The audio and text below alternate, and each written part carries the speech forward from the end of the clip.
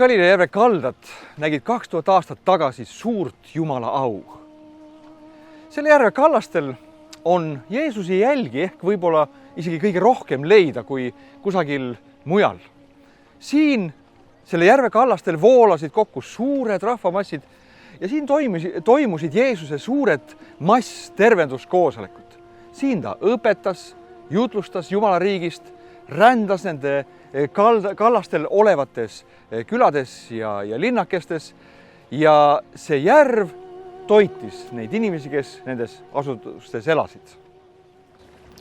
Aga sündis, kui rahvas tema juurde tungis Jumala sõna kuulama ja ta seisis Gennesareti järve ääres, et ta nägi 2 paati järve rannas seisvat, aga kalamehed olid neist väljunud ja luputasid võrke. Tema astus ühte paati, mis oli Siimona oma ja palus ta natuke maad rannast eemale sõuda. Siis ta istus maha ja õpetas rahvast sealt. Aga kui ta lakkas kõnelemast, ütles ta Siimonale, sõua sügavale kohale ja heitke oma võrgud välja loomuse katseks. Siimon vastas ning ütles temale, õpetaja, me oleme kogu öö rühelnud ega ole ühtki saanud. Aga sinu sõna peale ma heidan võrgud välja. Ja kui nad seda tegid, said nad suure hulga kalu ja nende võrgud rebenesid. Ja nad piipasid oma kaaslastele teises paadis, et nad tuleksid ja neid aitaksid. Ja nad tulid ja täitsid mõlemad paadid, nõnda et need olid vajumas. Seda nähes heitis Siimon Peetrus maha Jeesuse põlvede ette ning ütles, Issand, mine minu juurest ära, sest ma olen patune inimene. Sest kohkumine oli vallanud teda ja kõiki, kes temaga oli kalasaagi pärast, mis nad olid saanud. Järvel on palju erinevaid nimesid. Tänane heebreakeel nimetus Kinneret tuleneb aga sõnast kinnor, see tähendab viiulit või harfi. Seda meenutab ülevalt vaadates järve kuju. Kuid Jeesuse ajal kutsutid seda Gennesaariks või Gennetsareti järveks. Järv, mida piiblis on korduvalt ka mereks kutsutud, on vaid 21 kilomeetrit pikk ja 12 kilomeetrit lai ning 50 meetrit sügav. Aga kuulub oma asukoha poolest Iisraeli kõige kategooriasse ja sel põhjusel, et see asetseb 215 meetrit allpool merepinda, mis teeb temast maailma kõige madalamal asuvama mageveekogu. Jeesuse ajaks oli järve läänekallas tihedalt asustatud üksteisega naabruses olevate külade ja linnadega. Järve edelaserva oli aga Herodes Antipas ehitanud endale siinsesse ideaalkliimasse palee, mille ümber ehitus linn. Ta nimetas selle oma soosija keiser Tiberiuse auks Tiberiaseks ja ta pühitsas selle aastal 18 peale Kristust sisse ja siis oli keisri enda 60. sünnipäev. Aga ta ütles temale, üks inimene tegi suures söömaaja ja kutsus paljusid. Ja õhtusöömaaja tunnil ta läkitas oma sulase kutsutuile ütlema, tulge, sest kõik on juba valmis. Ja nad hakkasid endid kõik ühest suust vabandama. Esimene ütles talle, ma olen ostnud põllu ja pean minema seda vaatama. Ma palun sind vabanda mind. Ja teine ütles, ma olen ostnud 5 paari härgi ja lähen neid katsuma. Ma palun sind vabanda mind. Ja veel teine ütles, ma olen võtnud naise, ega sa selle pärast tulla. Ja sulane tuli tagasi ja teatas seda oma isandale. Siis vihastus koja isand ja ütles oma sulasele, mine kohe välja linna laiadele uulitsatele ja kurudesse ja too sisse vaesed ja vigased ja jalutumad ja pimedad. Ja sulane ütles, isand, see on tehtud. Nõnda nagu sa käskisid, aga veel on ruumi. Ja isand ütles sulasele, mine välja teede peale ja aedade ääre ja sunni sisse tulema, et minu koda täis saaks. Sest ma ütlen teile, et ükski neist kutsutud meestest ei saa maista mu õhtussööma aega.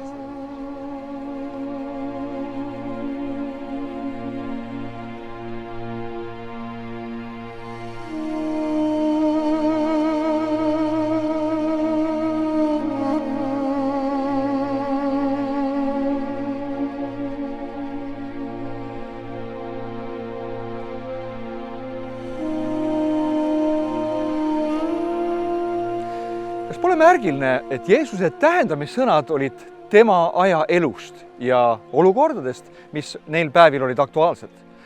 Ja need aitasid ka samas inimestel paremini mõista Jumala kuningriigi printsiipe. Vaevalt oli linna patusus, kus olid saunad, teatrid ja muud roomalikud meelelahutused Jeesusele takistuseks, et siia tulla. Ta käis palju hullemas linnas Banjases, mis kubises teemonite teenimisest.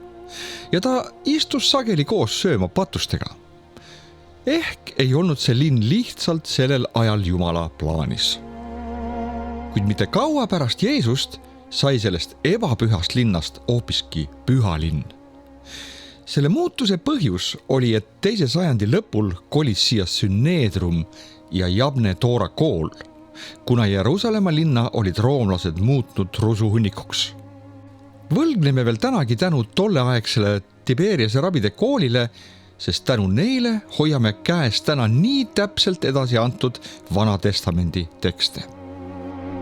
Täna kohtab siin palju religioosseid juute, kes palvesallid kaenlas reede õhtul ja laupäeval usinasti lähimasse sünagoogi tõttavad. Linna lõunaosas asuvasse surnuaeda on aga maetud palju kuulsaid juudi rabisid, kelle auks peetakse nende surma-aastapäeval tohutute massidega pidustusi.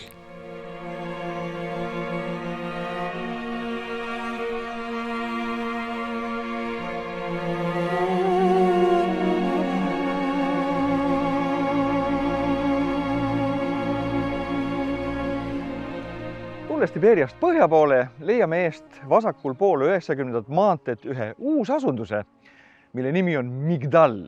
Heebrea keeles on see torn. Ja sellest nimest muuseas ka tuletub üks nimi Uues Testamendis, Maria Magdalena. Ja see on see koht, kus tema elas. Paremal pool maanteed, kus me praegu ka seisame, on Vana Migdal, selle varemed ja seal oligi koht, kus Maria Magdalena on sündinud ja kus ta on kasvanud, ehk siis tema kodulinn.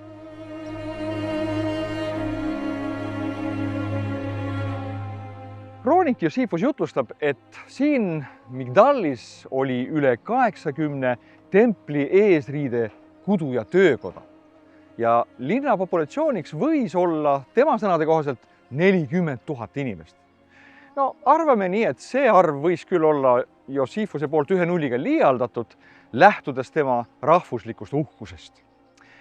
Veel kirjeldab Josephus, et linnal oli 230 kuni 330 paati, nendest koosnev kalapüügilaevastik, sellepärast et, nagu me näeme, järv on siin samas ja veel oli siin ka kalade soolamise ja töötlemise keskus.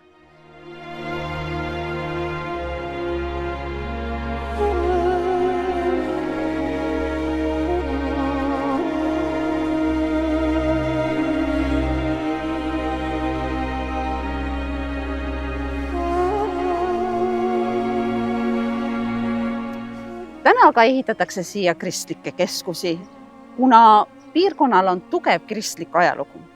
Kuid astume siia Magdali arheoloogiaparki ja vaatame, milline oli see Jeesuse jüngri Maria Magdalena järel.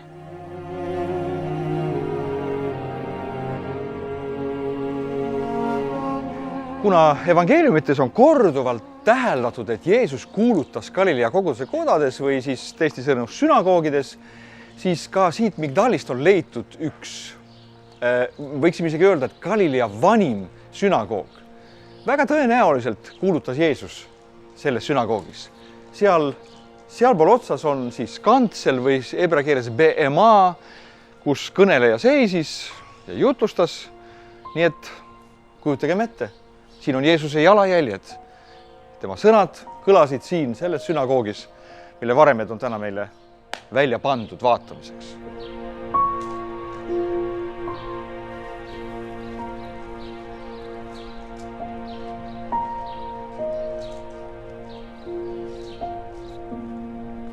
Nii nagu igas vanas juudi asunduses, loomulikult me leiame siit eest mikve ehk puhastusbasseini, mida on Iisraelis väga palju leitud.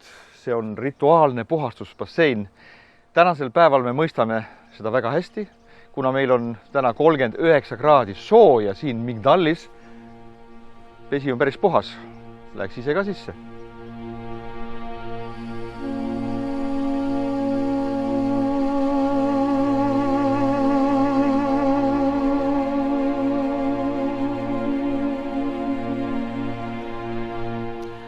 Aga sündis, kui rahvas tema juure tungis Jumala sõna kuulama ja ta seisis Gennesareti järve ääres. Ka täna on olemas selline koht nagu Ginossaar, mis tulenebki sellest nimetusest Gennesaret. Ja juhuslikult me just praegu istumegi täpselt selles samas kohas, kus kõik see, millest me selles episoodis räägime, juhtuski. Siit täna väljuvad turistid paatidega järvele ja hetke pärast lähme meiegi sinna. Ja ma arvan, see põhiline põhjus, miks minnakse siit just selles kohas paatidega järvele, on see, et kogeda seda sama tunnet, mida meil evangeeliumid nii üksikasjalikult ja ka nagu kohaliselt kirjeldavad, mida Jeesus ja tema jüngrid 2000 aastat tagasi Jeesuse jälgedes kõndides kogesid.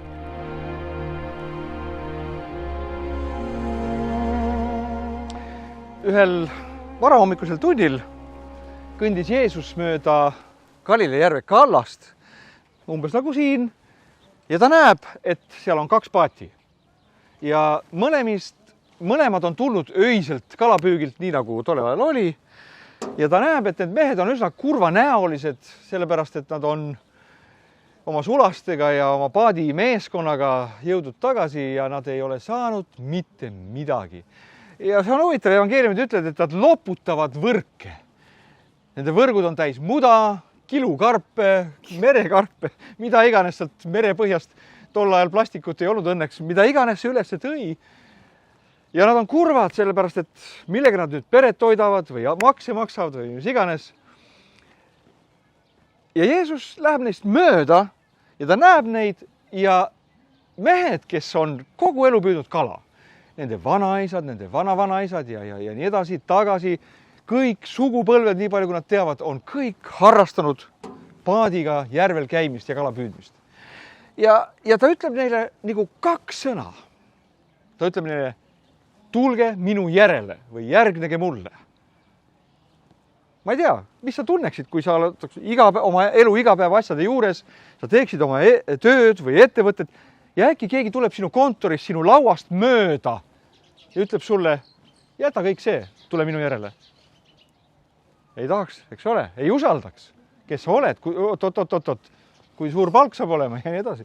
Aga ma kujutan ette, et need sõnad, mida Jeesus ütles, selles paadist mööda minnes nendele meestele, need justkui kajasid selle järve pinnalt nii tugevalt vastu ja nende südames samamoodi, et need sõnad, nendes oli selline vägi, et evangeeliumid ütlevad, et nad jätsid oma paadid, oma isa, oma võrgud, see tähendab kõik perekonna ettevõtmise ja nad läksid nii-öelda sõna otseses mõttes pea ees tundmatusse vette Jeesuse järele.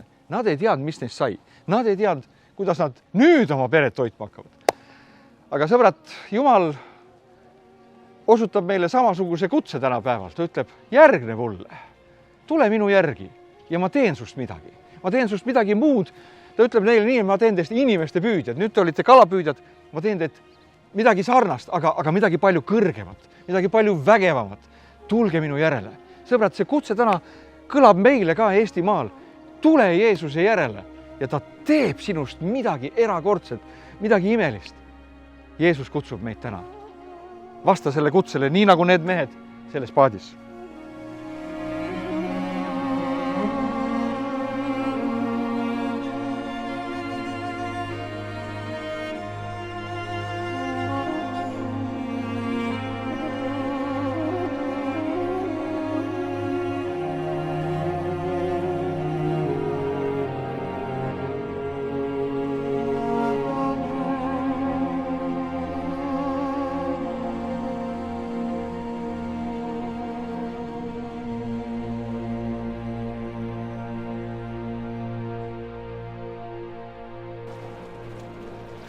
Jeesus kasutas tihti paaditransporti, sest see on palju kiirem viis liikuda ühest paigast teise. loomulikult see vähendab ka jalavaeva, kuid paadisõit ei olnudki nii ohutu, nii nagu meile ka evangeeliumid räägivad. Ja sama päeva õhtul ütles ta neile, lähme üle teisele poole ja kui nad rahva olid lasknud ära minna, võtavad nad tema paati nõnda nagu ta oli ja ka teisi paate oli temaga.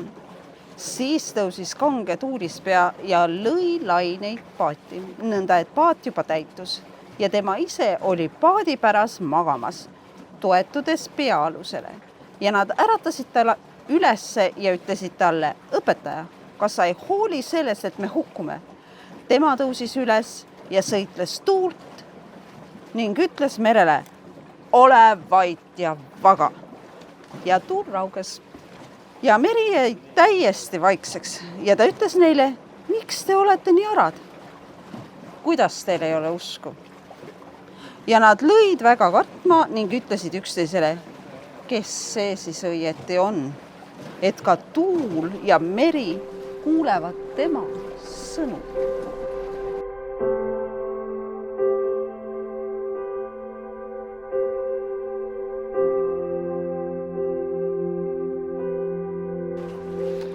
See sündmus, mida kirjeldab Markus, kui nad oma paadiga äkilise tormi tõttu uppumisohtu sattusid, on siin järve peal sellise erilise topograafia tõttu, mis järve ümbritseb, väga tavaline nähtus.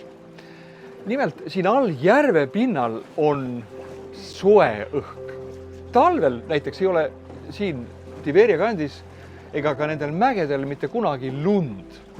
Ja ülevalt sealt nende mägede vahelt, kolaanide vahelt hiilib vahel sisse selline külm juga, nagu selline külm õhk ja siis tekibki selline huvitav fenomen, et selle külma ja sooja õhu segunemisel tekivad järvel sellised äkilised tormid, äkilised tuulepuhangud, mis on kalurite seas väga kardetavad.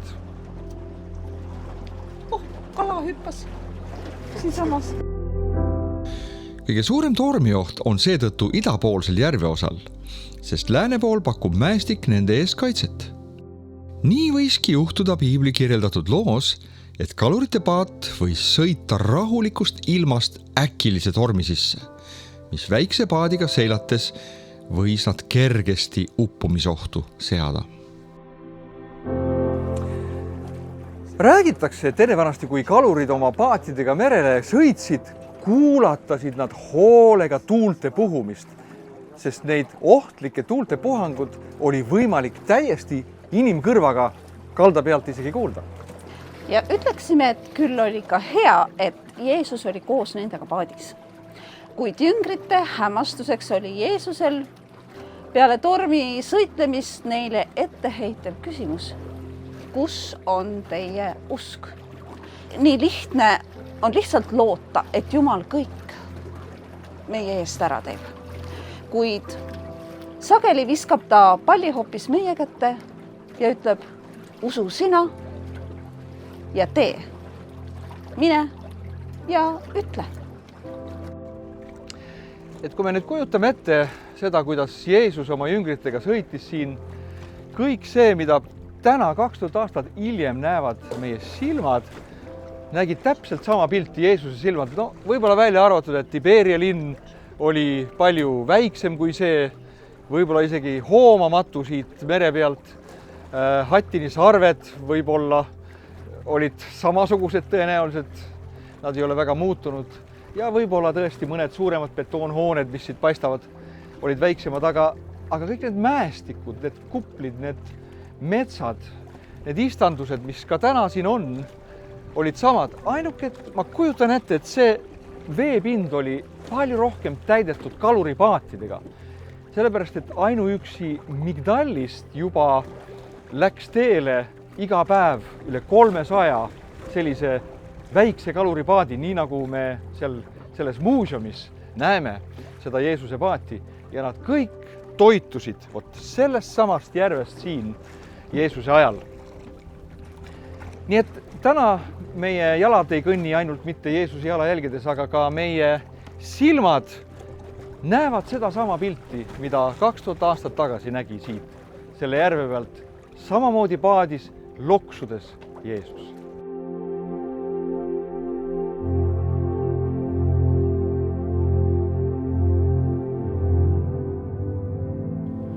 Ma olen alati mõelnud, mida tähendab see, kui jüngrid olid paadis ja Jeesus olid üles tõusnud ja nad nägid kalda peal Jeesus, kes oli tegemas lõket ja tegemas kalu seal lõkke peal. Ja nüüd, kui Peetrus sai aru, et see on Jeesus, siis ta tegi midagi väga ebatavalist, millest me õieti täna aru ei saa. Kuigi me sellest aru ei saa täna, me teeme teile täna ühe sellise illustratiivse näite ja meil on siin Peetrus, kes kohe näitab seda sama näidet meile. Nii, palun Peetrus. Jeesus!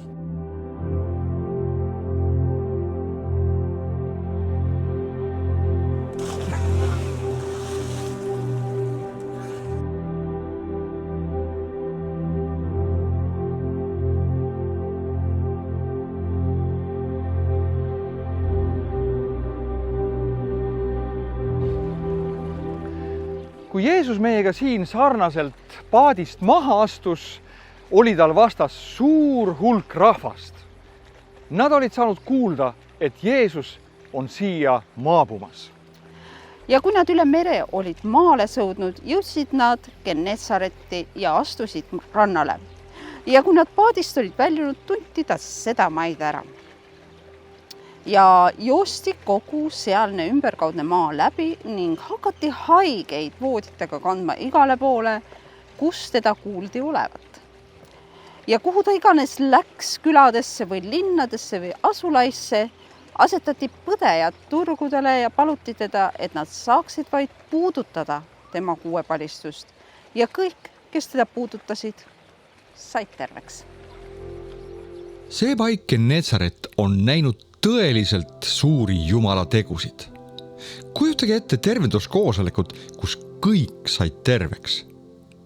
Kuid Jesaja profeteeris juba 600 aastat varem, et see piirkond saab kogema kõige suuremat Jumala valgust kogu inimkonna ajaloo jooksul. Et läheks täide, mis on üteldud prohvet Jesaja kaudu. Sebulonimaa ja Naftalimaa, mereäärne tee, maa sealpool Jordanit, paganate Galilea. Rahvas, kes istub pimeduses, näeb suurt valgust ja surmamaal ja varjus istujaile, neile tõuseb valgus.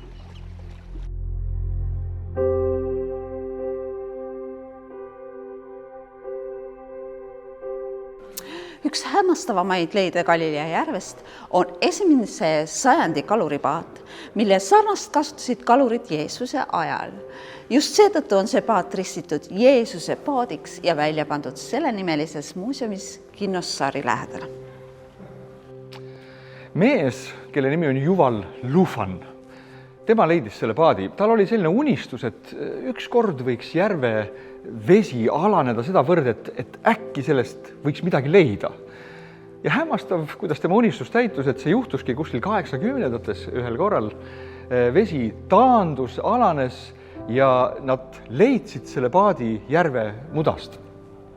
Nad alustasid ülikeeruka konserveerimistööga. Aga mis on hämmastav see, et see sama mees Yuval jutlustab sellest nii, et tema ei uskunud Jumalat. Ta oli ateist, aga ta ütles, et kui ta leidis selle paadis, see paat aitas tal saada usklikuks. Vau, milline evangelist, eks ole. Ja see protsess oli väga keeruline, kuidas nad seda konserveerisid. See kõigepealt 2000 aastat vana puu. Te näete siin puud 2000 aastat vana. Ma saan aru, et kivi on 2000 aastat vana, Herodes ehitused, aga puu. Kuidas ta säilitada? Nad ütlesid seda, et kui see puu võtta välja, siis see on põhimõtteliselt võib-olla tundide, võib-olla päevade küsimus, kui see muutub täiesti tolmuks ja puruks, sest et kui ta puutub õhuga kokku, siis ei ole lootust. Aga mida nad tegid, need entusiastid, oli see, et nad võtsid, konserveerisid selle paadi seal koha peal ja nad täitsid selle ühe vahuga alt pealt ja kraanaga tõstsid selle sealt välja ja siis see oli palju aastaid oli see paat sellisena, kuni kõik vesi oli sellest puust välja imetud. Siis võeti see ümbris pealt ära ja te näete täna sellisena seda paati enda ees. aga mis on hämmastav selle paadi juures on see, et sellise paadiga seilas Jeesus oma jüngritega siin. Kas te kujutage ette? Jeesus magas paadi päras, kuskil seal taga, toetudes peaalusele. Ja paat oli täitumas veega, kui oli torm. Jüngrid äratasid ta ülesse ja ütlesid, Jeesus, me upume, kas sa ei hooli sellest? Ja nii hämmastav on see, et seda nimetatakse Jeesuse paadiks. Võib-olla see ei ole päris Jeesuse paat, aga võib-olla see on võitlejate paat, kes siin sõdisid Magdalaas. Võib-olla see on lihtsalt kalurite paat, aga midagi sellist, nagu me täna siin vaatame, oli selline liikumisvahend, millega Jeesus liikus. Täna on see paat suur turismiatraktsioon, mida tullakse vaatama üle maailma, et näha, milline see paat siis oli, mida kasutasid Galilea kalamehed ja mille päras Jeesus kord keset tormi magas. See teema Jeesuse jalajälgedes Galilea järve kallastel on sedavõrd mahukas, et kahjuks me peame siinkohal tegema sisse pausi, et jätkata juba järgmisel korral matkamist mööda seda imelist, ilusat Galilea järve rohkem põhja poole, kus on juba järgmised linnad, külad ja kohad, kus Jeesus tegutses, parandas haiget, jutlustas elusõnu ja kõike, mida ta seal tegi. Nii et olge meiega, näeme juba järgmises saates.